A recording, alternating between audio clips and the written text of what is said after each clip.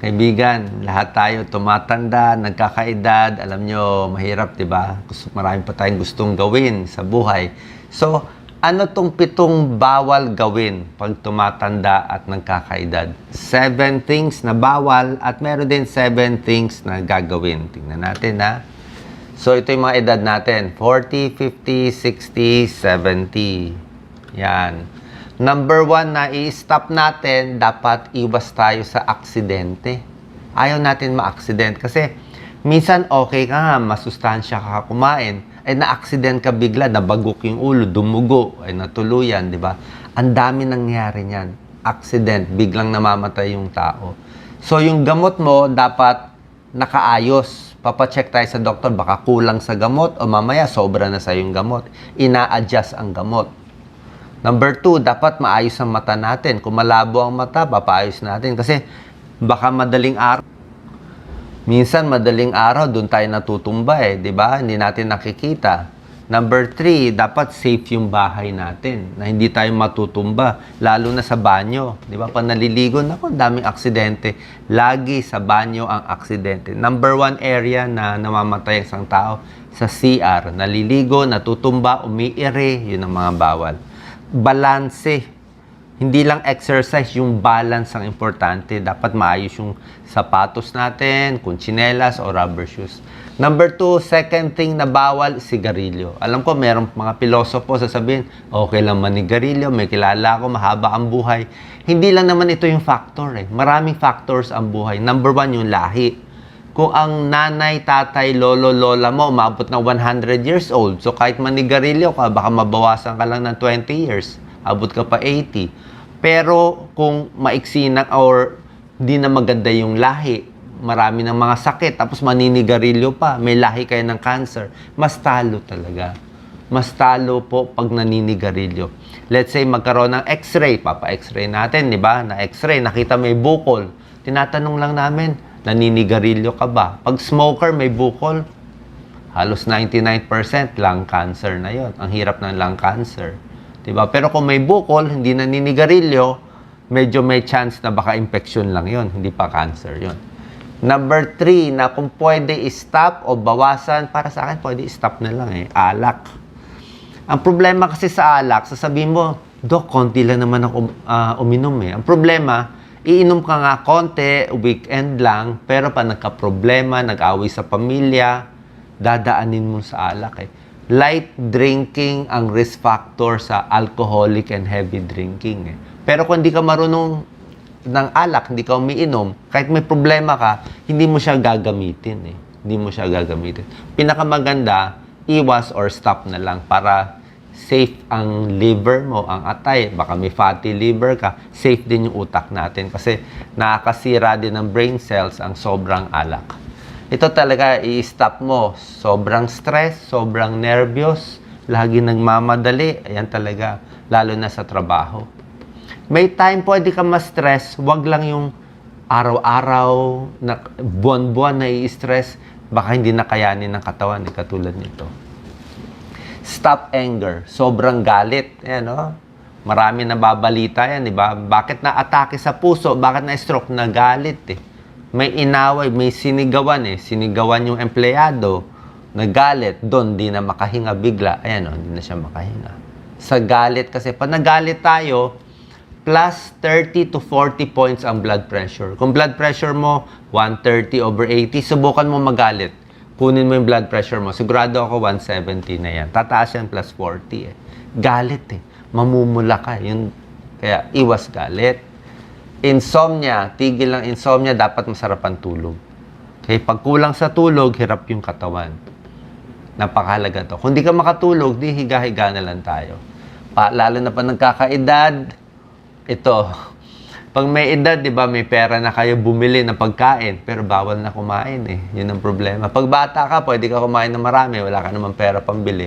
So, stop overeating. Kasi pag sobra ang kinakain natin, talaga basta overweight, malaki ang tiyan, bihira ang taong super overweight, tapos umabot ng edad 80, 90 years old na matabang mataba, bihirang-bihira po yun eh.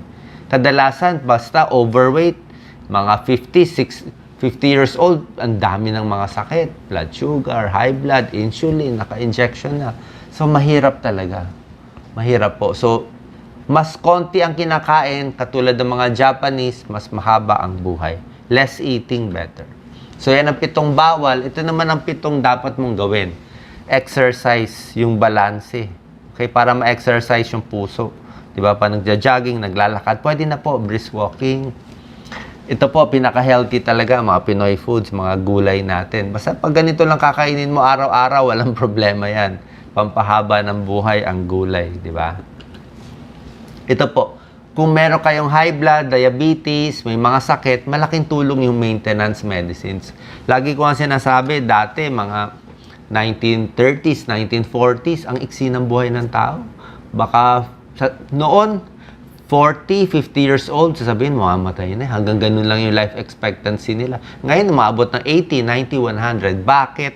Mainly dahil sa maintenance na gamot. Kasi yung mga high blood dati na sobra high blood, hindi ginagamot eh. Hinahayaan 200 ang blood pressure. Paano walang gamot? Diba? May mga infection, wala rin gamot. Eh ngayon, bawat sakit, may mga gamot. Mas nakokontrol. Ang example ko nga lagi, parang baso na nabasag. Palagay natin, may lamat to. Pag may lamat to, di lagyan mo ng tapal, lagyan mo ng glue para tumagal yung baso.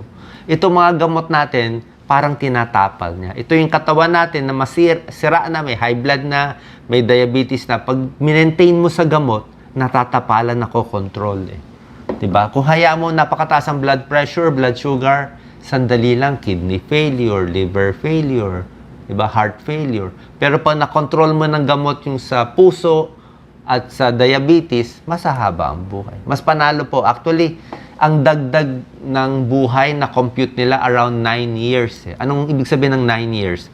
Kung ang expected life expectancy mo is, let's say, 80 years old ka aabutin, plus 9 yun, 89. So, pag 90 ka aabutin, plus 9 yun, 99. Dagdag 9 years sa expected life expectancy mo. So, ito po. Consult sa doktor, lagi maghugas ng kamay, iwas sa infection. Marami nagsasabi talaga pagkakaroon ng close friends, kamag-anak, kaibigan, ito talaga pampahaba ng buhay. Yung happy ka, na meron kang kaibigan, meron kang konti lang kaaway mo, ito talaga pampahaba ng buhay. Ito yung pinakamahalaga sa kanila. Yung iba, bago sila mamatay, ano pinakang best tip na pampahaba ng buhay? Dapat ito, close friends. Kaya yung mga mag-isa, yung mga single na walang kaibigan, mag-isa nakatira, nakakatuliro, di ba? Nakasira ng ulo, wag solo ka lang eh. Kailangan mo meron kang social support. At syempre, number 1, matulungin at pagdarasal, napakahalaga. Plus lahat ng mga tips natin. Doktor at dasal. May isang Japanese doctor na nabasa ko, umabot siya lampas 100 years old eh. Ito yung tips niya, ba't siya umabot ng more than 100 years old. Napakaganda yung payo niya. Baka may mapulot tayo. Pakita natin, Doc Lisa. Sabi niya, kahit anong edad, try mo maging independent. Sariling gawa, sariling ayos ng gamit, sariling karga. Mas maganda daw yan. Magiging independent ka. Kaya mo tumagal mag-isa. Huwag kang magre-retiro. Kung ano man yung trabaho mo, dapat tuloy-tuloy lang ginagawa mo. Meron ka dapat ginagawa. Kahit hindi pwede na sa bahay lang, natutulog lang. Yan, tuloy-tuloy. Dapat may plano ka pa rin sa buhay kahit anong edad. Huwag magpapataba. Huwag sobrang stress daw sa oras. Huwag lagi hinahabol yung oras. Easy-easy lang. Diba? Alam ko sasabihin na iba, magiging tamad. Di, gawin mo mas maaga ka pumunta. Relax ka lang sa oras. Tumulong sa kapwa, serve society, sa lipunan, may tulong sa community mo. Maghanap ka ng role model na gusto mong abutin, gayahin. Huwag masyado mag-alala sa problema, sa news, sa balita. Ang buhay naman, di mo ma-expect eh. Di ba? Kung lagi ka nag-aalala, wala. Sa pera, huwag sobrang gigil sa pera na puro pera na lang iniisip. Kailangan may pera, pero hindi pwede yun ang number 1 focus. Diyan magkakaproblema, diyan magkakasakit. Ngayon, number 10, maraming sakit at kirot mararamdaman. Alam niya, umabot kasi siya ng 100 years old, so ang dami na niyang kirot-kirot sa katawan. Sabi niya, ang isang technique niya, nakikinig siya ng music, nagpe-painting siya, arts, nag-aalaga siya ng mga hayop, siguro may alaga siyang aso, pusa. mas nawawala yung mga sakit niya sa katawan. Yun ang ginagamit niya. Hindi siya masyado sa mga pain relievers.